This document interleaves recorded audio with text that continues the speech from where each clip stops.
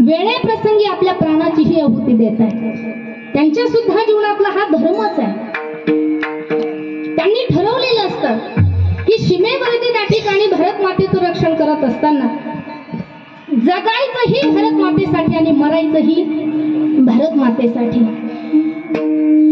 बहे खून मेरा चमन के लिए,